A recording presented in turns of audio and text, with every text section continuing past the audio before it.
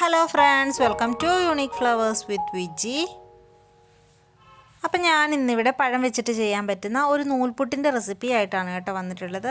ഒരുപാട് പഴുത്ത് പോയ പഴമൊക്കെ വീട്ടിലുണ്ടെങ്കിൽ ഇങ്ങനെ ചെയ്തെടുത്താൽ നല്ല ടേസ്റ്റ് ആയിരിക്കും, എല്ലാവർക്കും ഇഷ്ടപ്പെടുകയും ചെയ്യുവേ. അപ്പോൾ ഇതെങ്ങനെ ഉണ്ടാക്കുന്നതെന്ന് നമുക്കൊന്ന് നോക്കിയിട്ട് വരാം. അപ്പം ഞാനിവിടെ 2 നേന്ത്രപ്പഴം എടുത്തിട്ടുണ്ട്. നല്ലതുപോലെ പഴുത്ത നേന്ത്രപ്പഴമാണ് കേട്ടോ.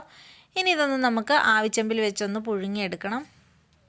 അപ്പോൾ പഴമെല്ലാം പുഴുങ്ങിയെടുത്ത് അതിൻ്റെ തൊലിയും നാരും എല്ലാം കളഞ്ഞ് ഉള്ളിലെ ആ കുരുവും കൂടി കളഞ്ഞ് വെച്ചിരിക്കുന്നതാണ് കേട്ടോ ഇത്. ഇനി ഇത് നമുക്കൊരു മിക്സിയുടെ ജാറിലിട്ടൊന്ന് അടിച്ചെടുത്തിട്ട് വരാം. അപ്പോൾ ആ പഴമൊക്കെ നല്ല പേസ്റ്റായിട്ട് അരച്ചെടുത്തിട്ടുണ്ട്. ഇനി നമുക്കതിലേക്ക് 1 കപ്പ് അരിപ്പൊടി ചേർക്കണം. ഇത് പത്തിരിക്കും ഇടിയപ്പത്തിനും ഒക്കെ എടുക്കുന്നത് പൊടിയാണ്, കടയിൽ നിന്ന് മേടിച്ചിട്ടുള്ള പൊടിയാണ്. നല്ല നൈസായിട്ടുള്ള പൊടി വേണം ചേർക്കാൻ. അതിലേക്ക് നമുക്ക് ആവശ്യത്തിനുള്ള ഉപ്പും കുറച്ച് സൺഫ്ലവർ ഓയിലും കൂടി ചേർത്ത് നല്ലതുപോലെ ഒന്ന് മിക്സ് ചെയ്യണം.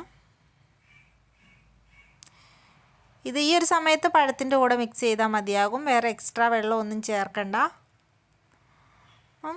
വെള്ളമൊന്നും ചേർക്കാതെ കുഴച്ചെടുത്തപ്പോൾ നമുക്ക് കുറച്ച് ടൈറ്റായിട്ടാണ് കിട്ടിയിട്ടുള്ളത്.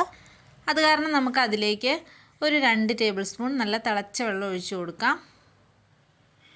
എന്നിട്ട് വീണ്ടും ഒന്ന് കുഴച്ചെടുക്കണം.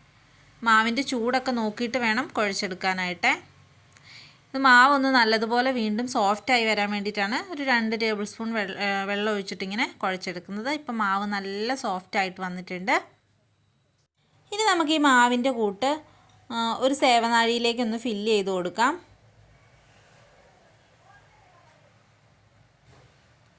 എന്നിട്ടൊരു വാഴയിലയുടെ പീസ് എടുത്തിട്ട് അതിലേക്ക് കുറച്ച് തേങ്ങാപ്പീര ഇടുന്നുണ്ട്. അതിനുശേഷം ഈ സേവനാഴിയിലെ മാവ് നമുക്കൊന്ന് വാഴയിലയിലേക്ക് പിഴിഞ്ഞു കൊടുക്കാം. ഇത് നമുക്ക് ഇഡ്ഡലിച്ചെമ്പിൽ വെച്ച് വേണമെങ്കിലും ചെയ്യാവുന്നതാണ് കേട്ടോ. ഇനി അതിൻ്റെ മുകളിൽ കൂടി കുറച്ച് തേങ്ങ ഇടുന്നുണ്ട്. ഇനി നമുക്ക് ഒരു അപ്പച്ചെമ്പിൽ വെള്ളം തിളപ്പിക്കാൻ വെച്ച് അതിലൊരു തട്ട് വെച്ചിട്ട് നമ്മൾ ഈ തയ്യാറാക്കി വെച്ചിരിക്കുന്ന നൂൽപുട്ടെടുത്ത് ആദ്യത്തെ തട്ടിലേക്ക് ഞാൻ വെച്ചിട്ടുണ്ട്. അങ്ങനെ 2 തട്ടായിട്ടാണ് ഞാനിത് വേവിച്ചെടുക്കുന്നത്. ഏകദേശം 4 മിനിറ്റോളം വേണ്ടി വരും ഇതൊന്ന് വെന്ത് കിട്ടാനായിട്ട്. അപ്പോൾ ഇപ്പോൾ ഒരു 4 മിനിറ്റ് കഴിഞ്ഞിട്ടുണ്ട് കേട്ടോ. അപ്പോൾ നമ്മുടെ നൂൽപുട്ടൊക്കെ എങ്ങനെയായി എന്ന് നമുക്കൊന്ന് നോക്കാം. നല്ല അടിപൊളിയായിട്ട് വെന്ത് വന്നിട്ടുണ്ട്. കണ്ടോ, നല്ലതുപോലെ തന്നെ വെന്ത് വന്നിട്ടുണ്ട്. അപ്പോൾ ബാക്കിയും കൂടി ഞാൻ അതുപോലെ തന്നെ തയ്യാറാക്കി എടുത്തിട്ടുണ്ട്. എത്ര സിമ്പിളായിട്ടാണ് നൂൽപുട്ട് റെഡിയാക്കി എടുത്തിരിക്കുന്നത്, അത് നല്ല ടേസ്റ്റിൽ. ഇതിന് കറികളൊന്നും പ്രത്യേകിച്ച് വേണമെന്നില്ല, തേങ്ങാപ്പാലിൻ്റെയൊക്കെ കൂടെ നല്ല കോമ്പിനേഷനാണ് ഇത്. അപ്പോൾ എല്ലാവരും ട്രൈ ചെയ്ത് നോക്കിയിട്ട് അഭിപ്രായം പറയണം. എൻ്റെ ചാനൽ സബ്സ്ക്രൈബ് ചെയ്യാതെ ആരെങ്കിലും കാണുന്നുണ്ടെങ്കിൽ ഒന്ന് സബ്സ്ക്രൈബ് ചെയ്ത് സപ്പോർട്ട് ചെയ്യണേ. വീണ്ടും ഒരു വീഡിയോ ആയിട്ട് കാണാം. താങ്ക്